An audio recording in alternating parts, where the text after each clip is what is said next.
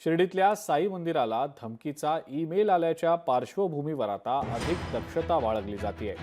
साई मंदिरामध्ये आजपासून हार, फुलं आणि प्रसाद घेऊन जाण्यास बंदी घालण्यात आलेली आहे। साई मंदिरात मोबाईल नेण्यासही भाविकांना मनाई करण्यात आलेली आहे। भारत आणि पाकिस्तान दरम्यानचा तणाव निवळेपर्यंत ही बंदी कायम असेल, अशी माहिती साईबाबा संस्थानकडून देण्यात आलेली आहे।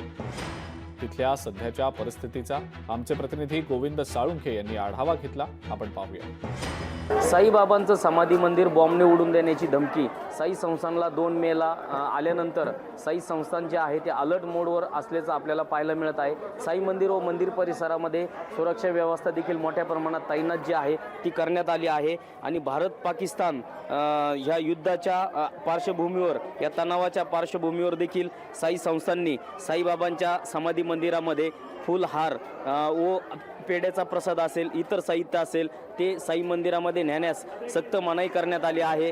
या नियमांची अंमलबजावणी जी आहे ती आजपासून सुरुवात करण्यात आली आहे।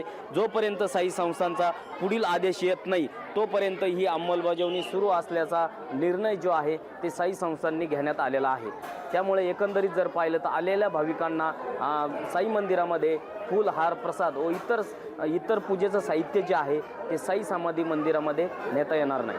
गोविंद साळुंखे, लोकशाही मराठी, शिर्डी। लोकशाही मराठी ऐका, पहा, जागरूक रहा।